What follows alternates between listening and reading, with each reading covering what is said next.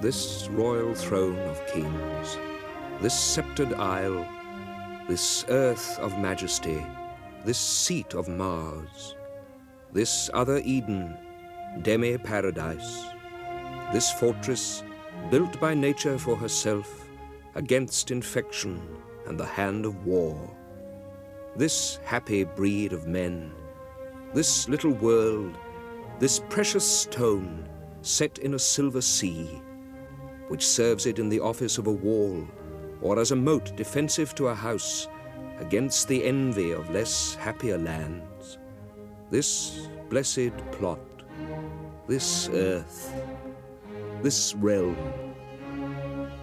this England.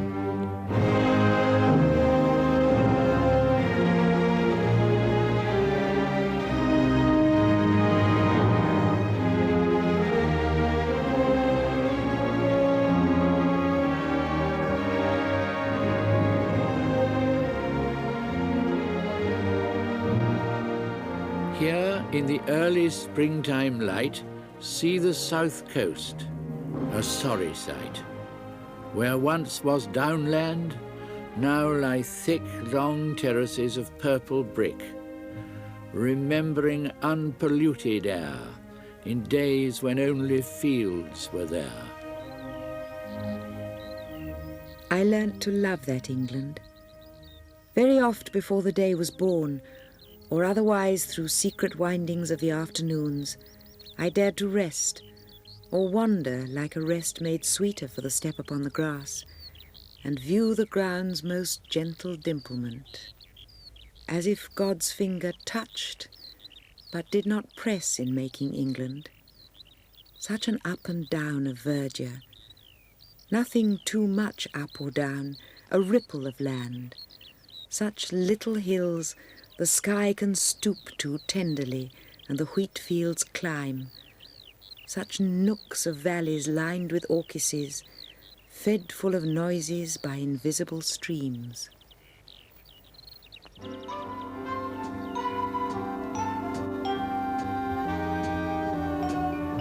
It was a lover and his lass with a hey and a ho and a hey nonny no. That all the green cornfield did pass in the springtime, the only pretty ring time, when birds do sing, hey, ding-a-ding-ding, sweet lovers love the spring. Love goes as the MG goes. The Colonel's daughter in black stockings, hair like sash cords, face iced white, studies art, goes home once a month. She won't marry the men she sleeps with. She'll revert to type. It's part of the sideshow. Mummy and Daddy in the wings, the bongos fading on the road to Hazelmere, where the inheritors are inheriting still. Hail, bounteous May, the dost inspire mirth and youth and warm desire. Woods and groves are of thy dressing, hill and dale doth boast thy blessing.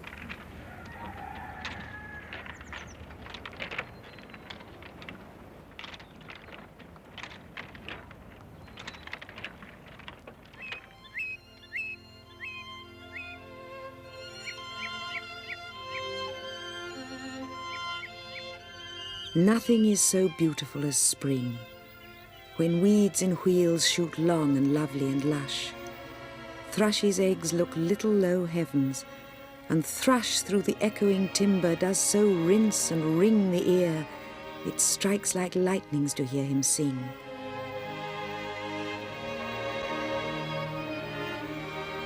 The glassy pear tree leaves and blooms, they brush the descending blue.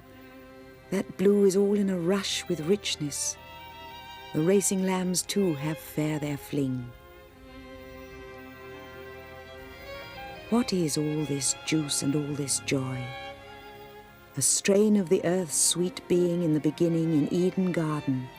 Have, get, before it cloy, before it cloud Christ Lord, and sour with sinning innocent mind and Mayday in girl and boy. Most, O maid's child, thy choice, and worthy the winning.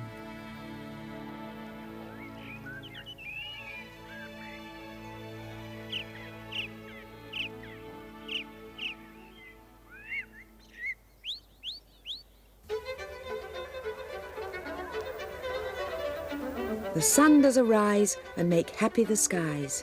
The merry bells ring to welcome the spring. The skylark and thrush, the birds of the bush, sing louder around to the bells' cheerful sound, while our sports shall be seen on the echoing green.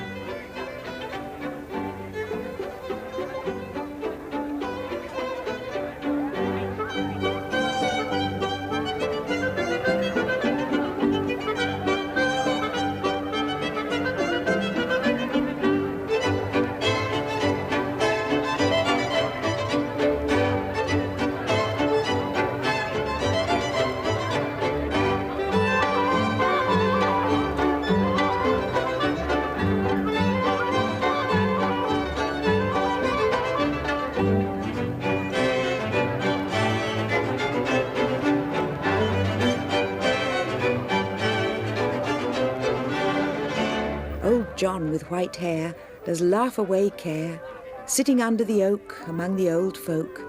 They laugh at our play, and soon they all say, such were the joys when we all, girls and boys, in our youth time were seen on the echoing green.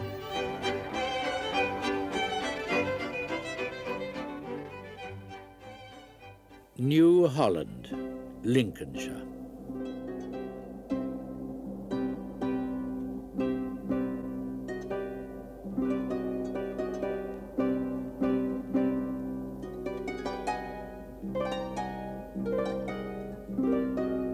And there the pickers come, picking for town those dancing daffodils. All day they pick. Hard-featured women, weather-beaten brown or swarthy red, the colour of old brick. At noon they break their meats under the rick. The smoke of all three farms lifts blue in air, as though man's passionate mind had never suffered there. This season's daffodil, she never hears what change, what chance, what chill cut down last year's, but with bold countenance and knowledge small, esteems her 7 days' continuance to be perpetual. Cities and thrones and powers stand in time's eye, almost as long as flowers, which daily die.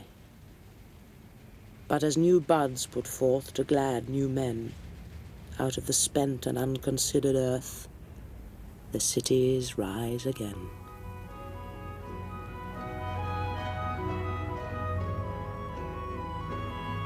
Earth has not anything to show more fair.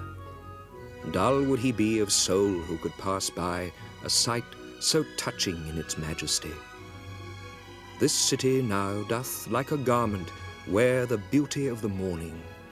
Silent, bare, ships, towers, domes, theatres, and temples lie open unto the fields and to the sky, all bright and glittering in the smokeless air.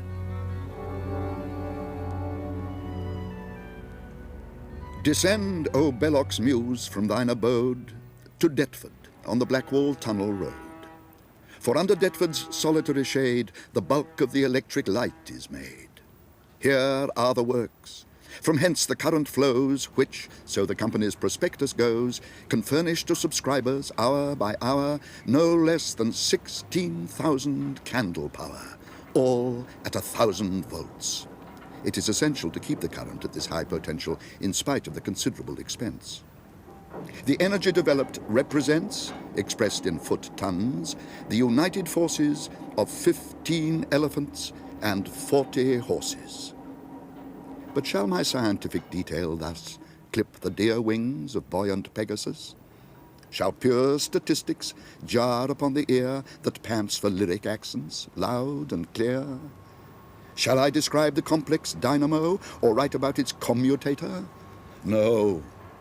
Arouse thee, muse, and chaunt in accents rich the interesting processes by which the electricity is passed along. These are my theme. To these I bend my song. It runs, encased in wood or porous brick, through copper wires 2 millimeters thick, and insulated on their dangerous mission by india rubber, silk, or composition? Here you may put with critical felicity the following question: what is electricity? Molecular activity, say some. Others, when asked, say nothing, and are dumb. Aroint thee, muse, inspired the poet sings, I cannot help observing future things. Life is a veil, its paths are dark and rough, only because we do not know enough. When science has discovered something more, we shall be happier than we were before.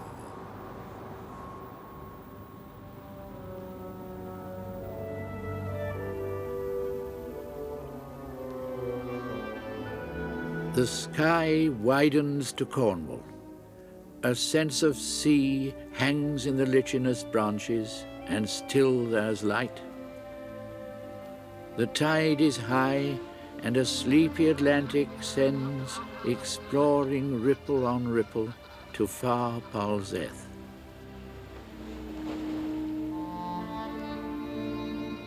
Have the rocks faith that thus they stand, unmoved, a grim and stately band, and look like warriors tried and brave, stern, silent, reckless o'er the wave. Thy way, O God, is in the sea, thy paths where awful waters be. Thy spirit thrills the conscious stone. O Lord, thy footsteps are not known.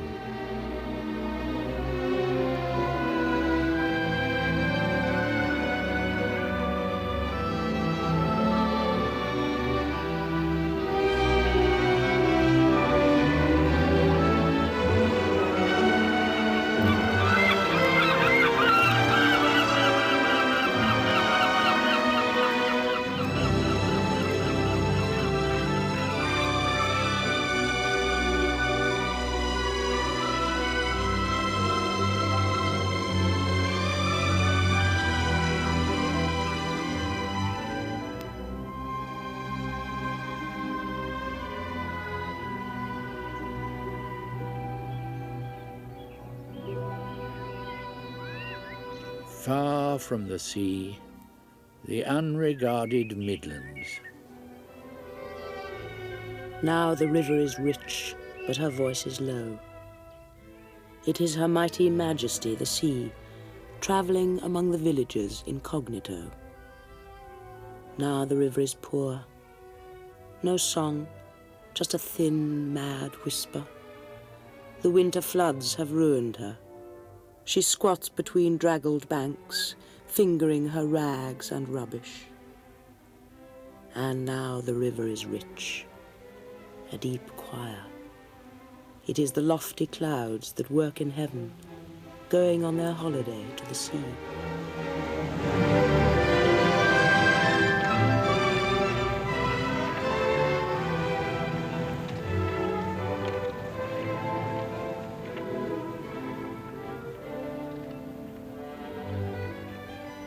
A lovely river, all alone, she lingers in the hills and holds 100 little towns of stone, forgotten in the western wolds.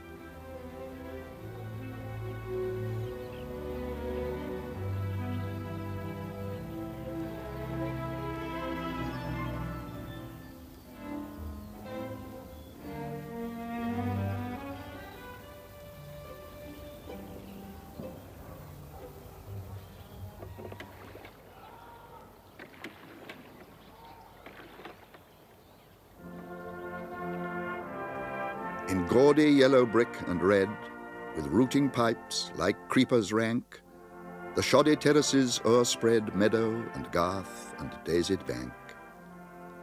For here dwell those who must fulfill dull tasks in uncongenial spheres, who toil through dread of coming ill, and not with hope of happier years.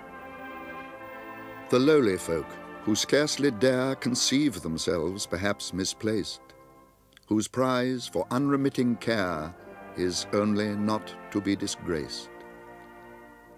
With shelves for rooms the houses crowd, like draughty cupboards in a row, ice chests when wintry winds are loud, ovens when summer breezes blow.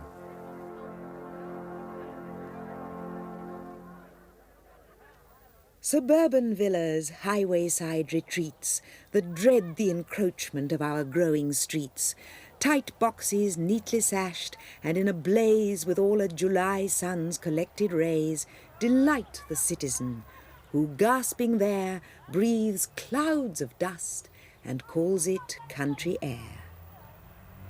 But still 'tis rural. Trees are to be seen from every window, and the fields are green. Ducks paddle in the pond before the door. And what could a remoter scene show more?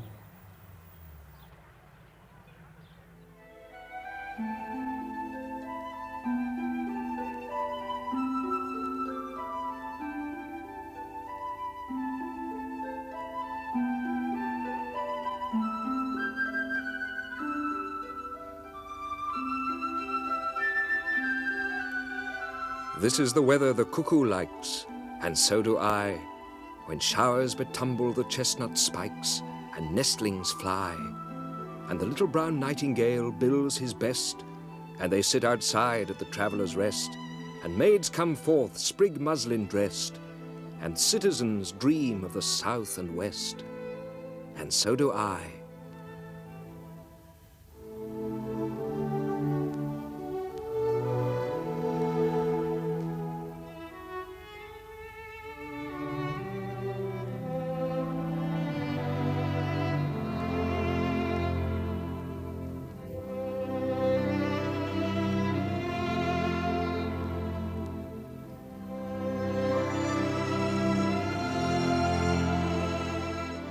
Teach us delight in simple things, and mirth that has no bitter springs, forgiveness free of evil done, and love to all men neath the sun.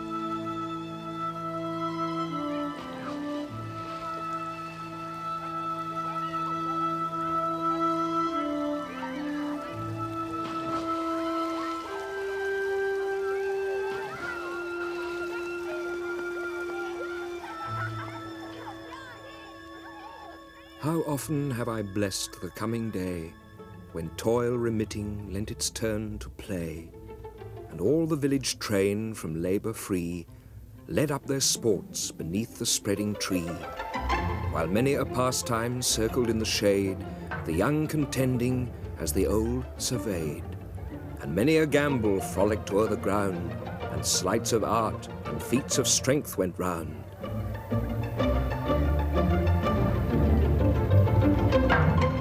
And still as each repeated pleasure tired, succeeding sports the mirthful band inspired.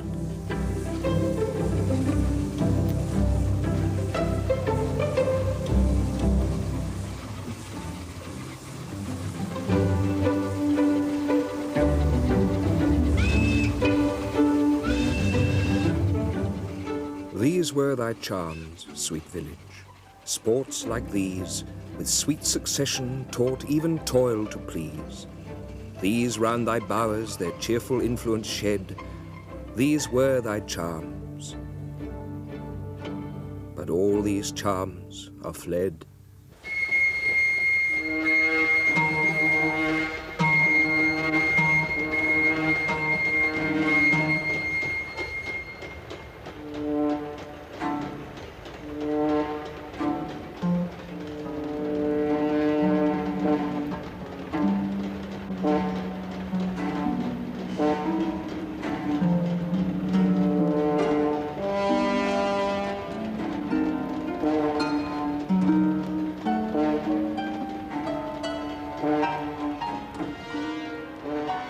There stood a hill not far, whose grisly top belched fire and rolling smoke.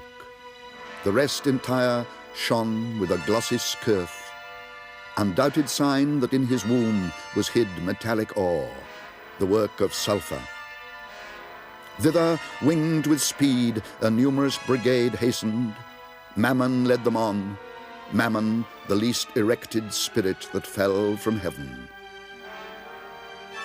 By him first, men also, and by his suggestion taught, ransacked the centre, and with impious hands rifled the bowels of their Mother Earth for treasures better hid. Soon had his crew opened into the hill a spacious wound and digged out ribs of gold. Let none admire that riches grow in hell. That soil may best deserve the precious bane.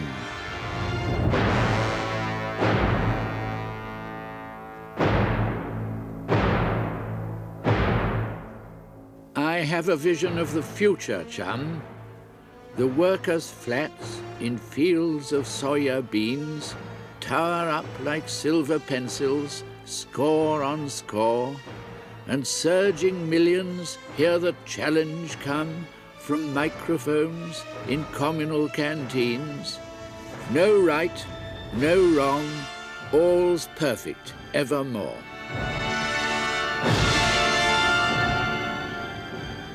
Our output's high, and since we have the leisure, we'll try another factory for our pleasure. Redcoats are welcoming, the weather's fine, and holidays come rolling off the line. This is Radio Battling calling. The time is 12:15, and lunch for first sitting campers is now available. Shirl and Sheila just are friends. For boys they do not care. They tell each other secrets in the safety of the air, regardless of what's going on in chalets over there. Every minute must be filled, for time is something to be killed. So exercise the limb and brain by sitting passive in the train.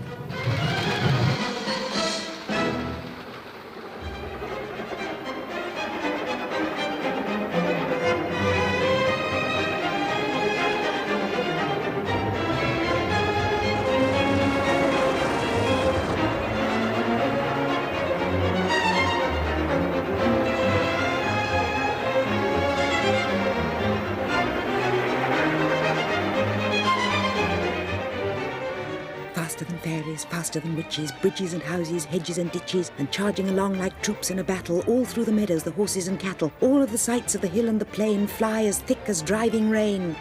And ever again, in the wink of an eye, painted stations whistle by.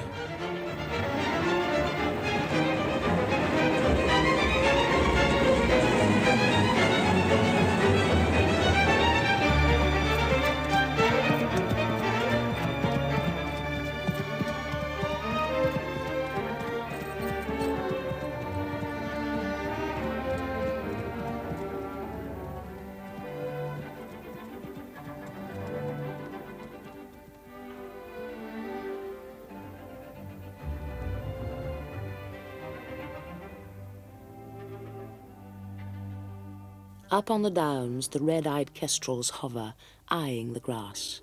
The field mouse flits like a shadow into cover as their shadows pass. Men are burning the gorse on the down shoulder. A drift of smoke glitters with fire and hangs, and the skies smoulder and the lungs choke. Once the tribe did thus on the downs, on these downs burning men in the frame, crying to the gods of the downs till their brains were turning, and the gods came. And today on the downs, in the wind, the hawks, the grasses, in blood and air, something passes me and cries as it passes on the chalk downland bare.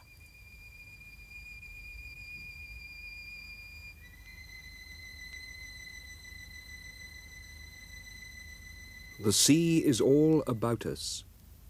The sea is the land's edge also, the granite into which it reaches, the beaches where it tosses its hints of earlier and other creation, the starfish, the horseshoe crab, the whale's backbone, the pools where it offers to our curiosity the more delicate algae, and the sea anemone.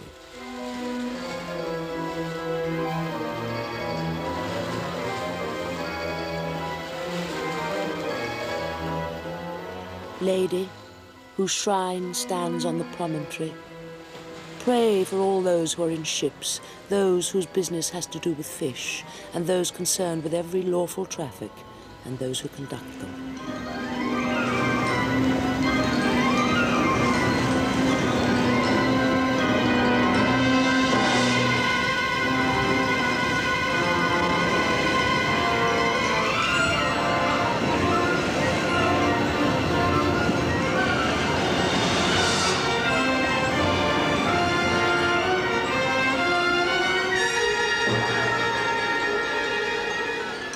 Repeat a prayer also on behalf of women who have seen their sons or husbands setting forth and not returning.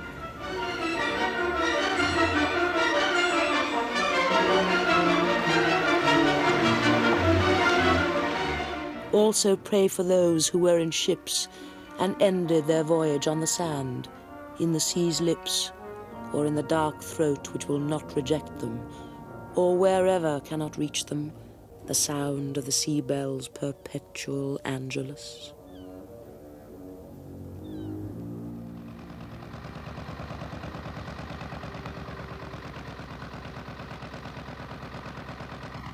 He who by peaceful inland water steers, bestirs himself when a new lock appears.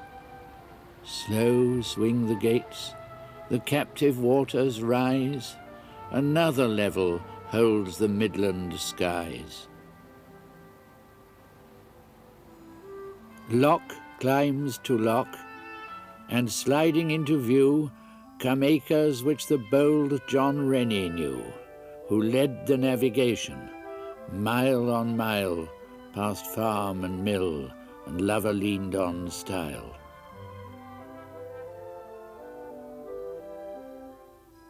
Sweet is the fluting of the blackbird's note, sweet is the ripple from the narrow boat.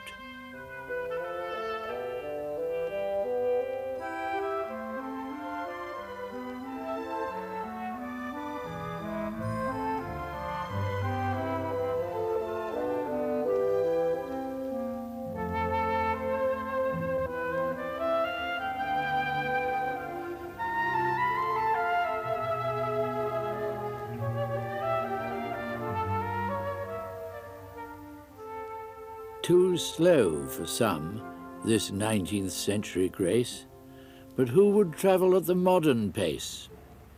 Today it seems there's nothing left to do but breathe the diesel as you join the queue.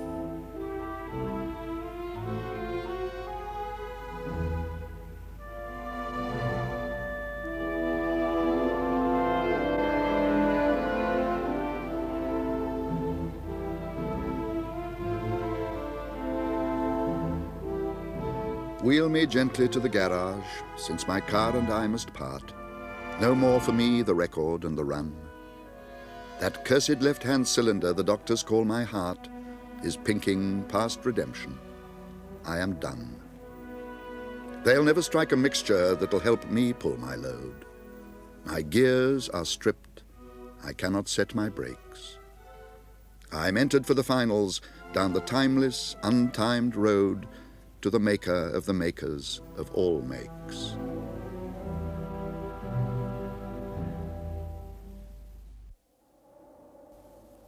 Restful to the feet, grass, thank God. Stone walls and silence, the Pennine Way.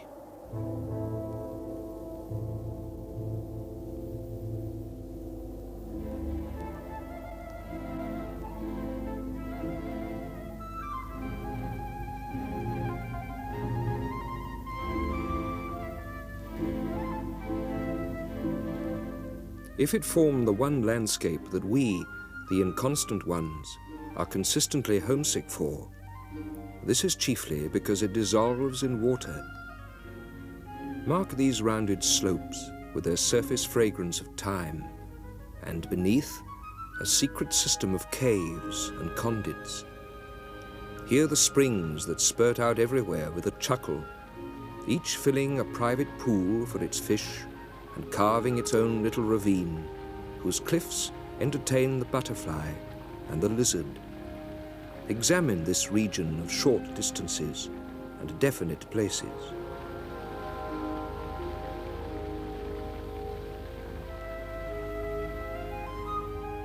Dear, I know nothing of either, but when I try to imagine a faultless love or the life to come, what I hear is the murmur of underground streams. What I see is a limestone landscape.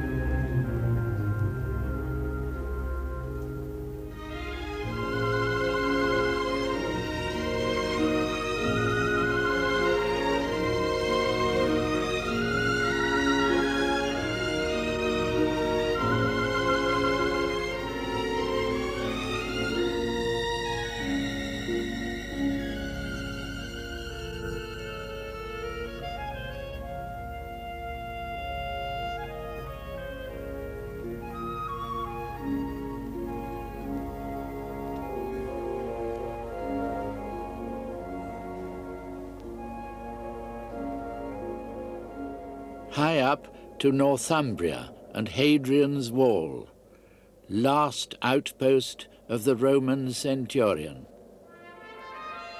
Legate, I had the news last night. My cohort ordered home, by ship to Porta Sitius and thence by road to Rome.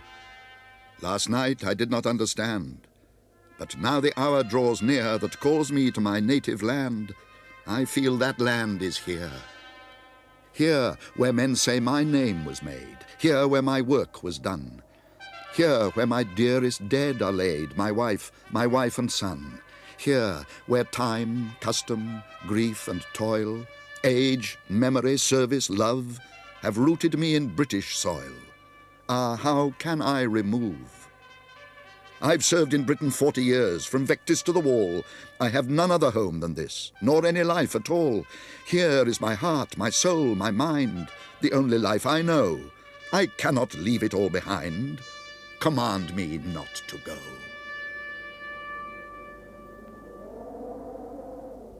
Cumbrous defences of the latest war look just as ancient as those built before Saxon or Norman headed for the shore.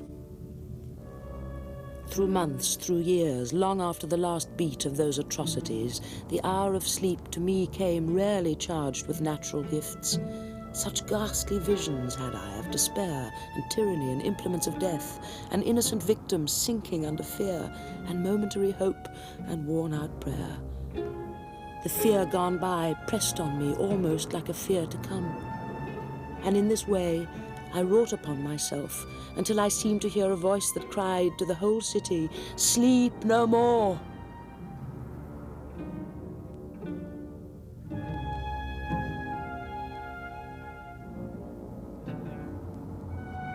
Ash on an old man's sleeve is all the ash the burnt roses leave. Dust in the air suspended marks the place where a story ended. Dust inbreathed was a house, the wall, the wainscot, and the mouse. The death of hope and despair, this is the death of air. There are flood and drought over the eyes and in the mouth, dead water and dead sand contending for the upper hand. The parched, eviscerate soil gapes at the vanity of toil, laughs without mirth. This is the death of earth. Water and fire succeed the town, the pasture and the weed. Water and fire deride the sacrifice that we denied. Water and fire shall rot the marred foundations we forgot of sanctuary and choir. This is the death of water and fire.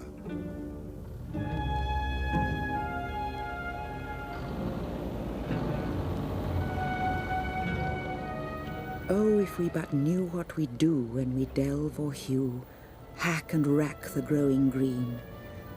Since country is so tender to touch, her being so slender, that like this sleek and seeing ball, but a prick will make no eye at all. Where we, even where we mean to mend her, we end her when we hew or delve. Aftercomers cannot guess the beauty been. 10 or 12. Only 10 or 12 strokes of havoc unselve the sweet especial scene. Rural scene, a rural scene, sweet especial rural scene.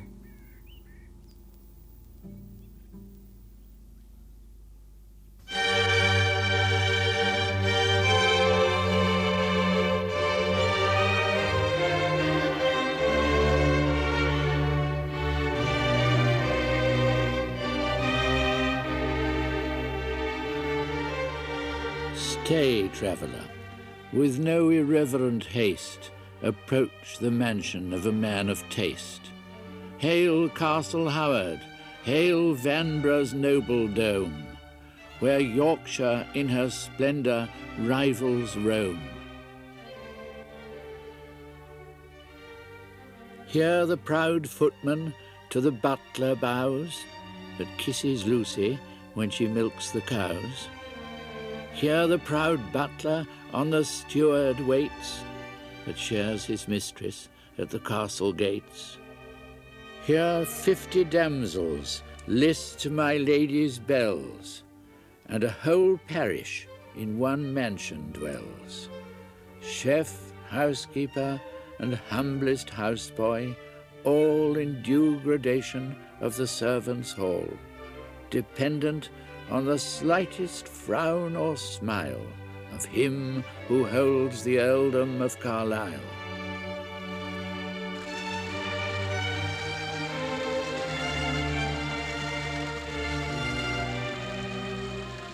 But what are wealth and pomp of worldly state? To yonder mausoleum, soon or late, up those broad steps will go great Howard's dust, a journey no man makes before he must.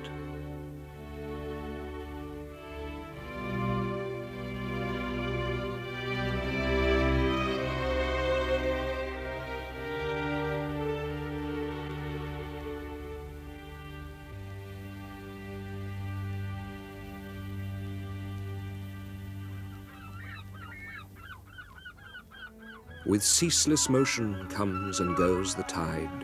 Flowing, it fills the channel vast and wide. Then back to sea with strong majestic sweep, it rolls in ebb, yet terrible and deep.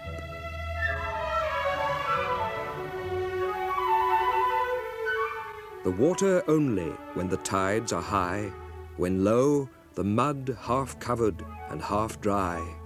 The sunburnt tar that blisters on the planks, and bankside stakes in their uneven ranks. Heaps of entangled weeds that slowly float as the tide rolls by the impeded boat.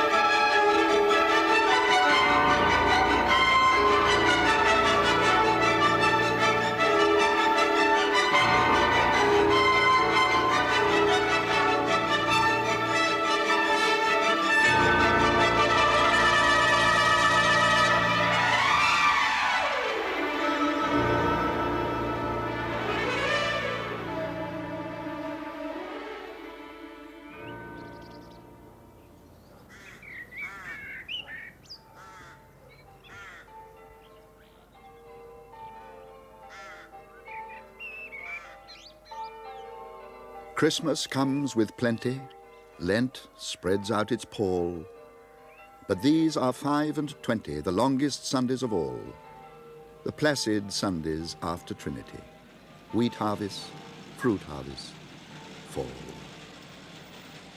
Spring with its burst is over, summer has had its day, the scented grasses and clover are cut and dried into hay, the singing birds are silent, and the swallows flown away. Into my heart an air that kills from yon far country blows. What are those blue remembered hills? What spires, what farms are those?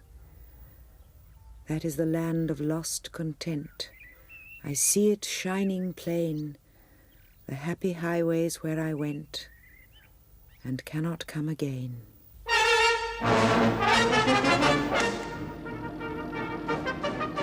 Let's say goodbye to hedges and roads with grassy edges and winding country lanes. Let all things travel faster where motor car is master, till only speed remains.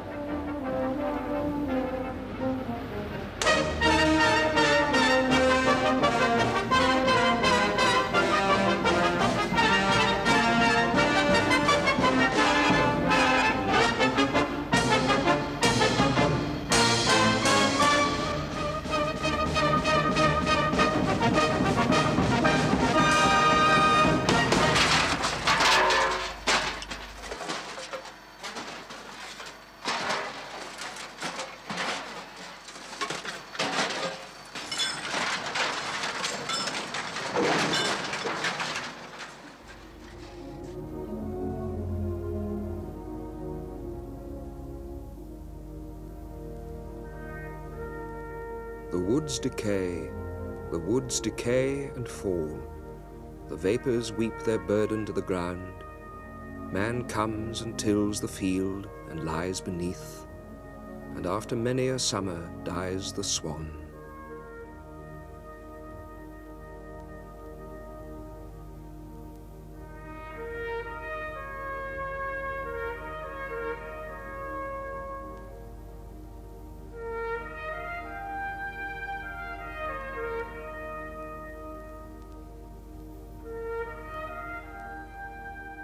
Once again do I behold these steep and lofty cliffs, that on a wild, secluded scene impress thoughts of more deep seclusion, and connect the landscape with the quiet of the sky.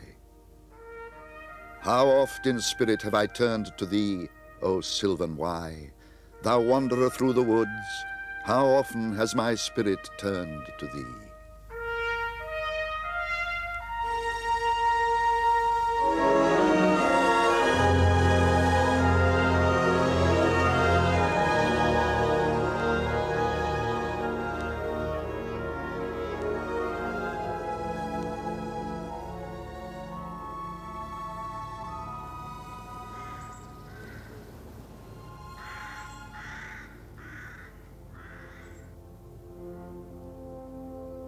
When I have seen by time's fell hand defaced the rich proud cost of outworn buried age, when sometime lofty towers I see down raised, and brass eternal slave to mortal rage, when I have seen the hungry ocean gain advantage on the kingdom of the shore, and the firm soil win of the watery main, increasing store with loss, and loss with store, when I have seen such interchange of state, or state itself confounded to decay, ruin hath taught me thus to ruminate, that time will come and take my love away.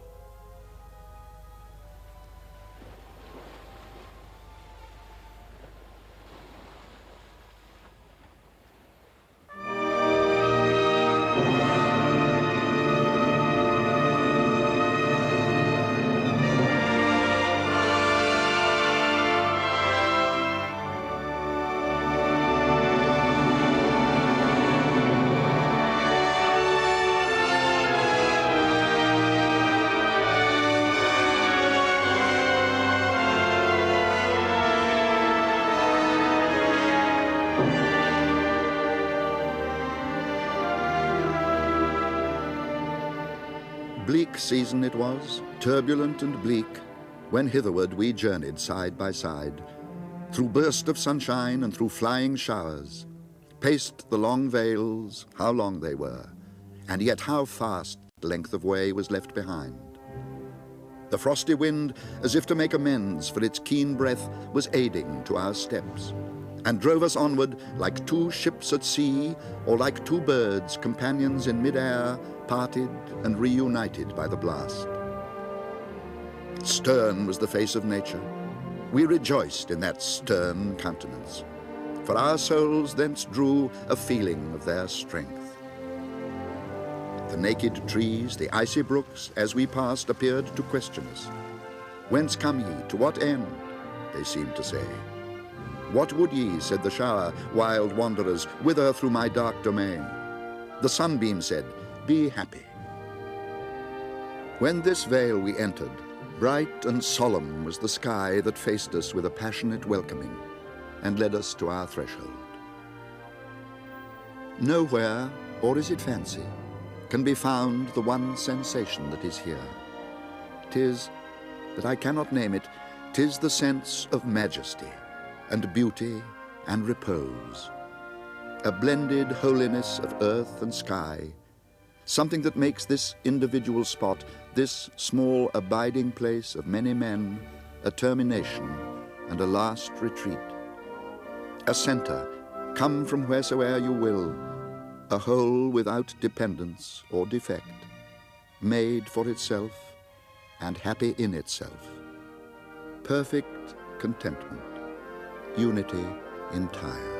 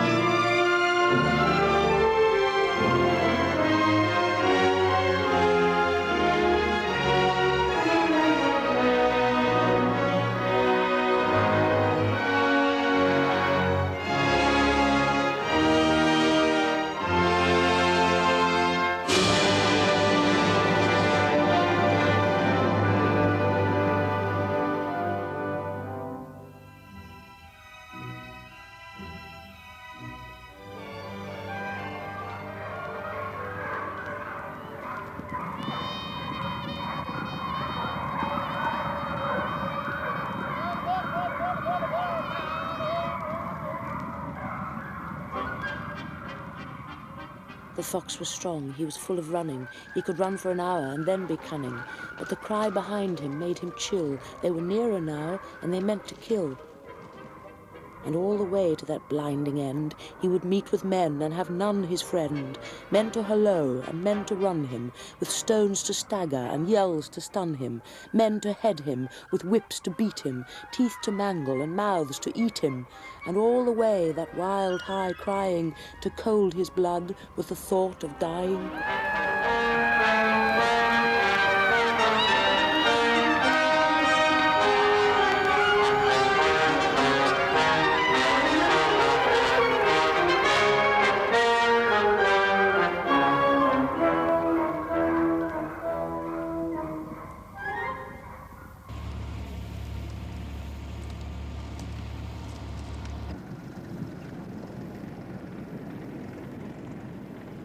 Now is the time for the burning of the leaves. They go to the fire, the nostril pricks with smoke, wandering slowly into a weeping mist. Brittle and blotched, ragged and rotten sheaves. A flame seizes the smouldering ruin and bites on stubborn stalks that crackle as they resist.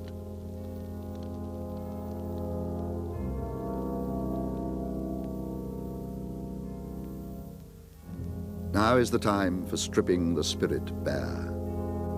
Time for the burning of days ended and done. Idle solace of things that have gone before. Rootless hopes and fruitless desire are there. Let them go to the fire with never a look behind. The world that was ours is a world that is ours no more.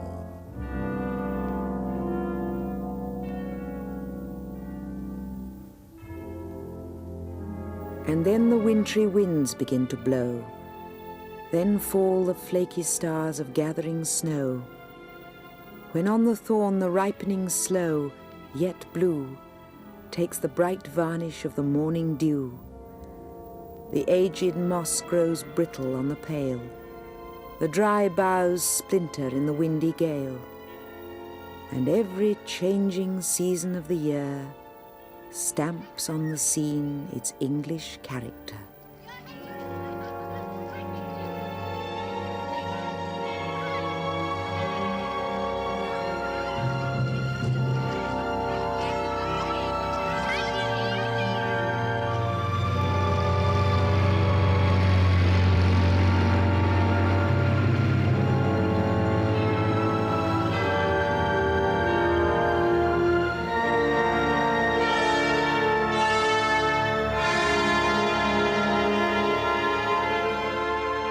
They will come again, the leaf and the flower, to arise from squalor of rottenness into the old splendor, and magical sense to a wondering memory bring the same glory to shine upon different eyes.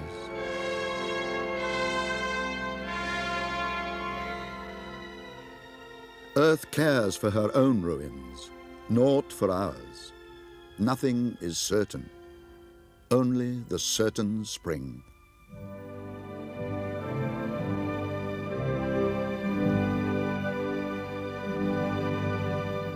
The trees are coming into leaf like something almost being said.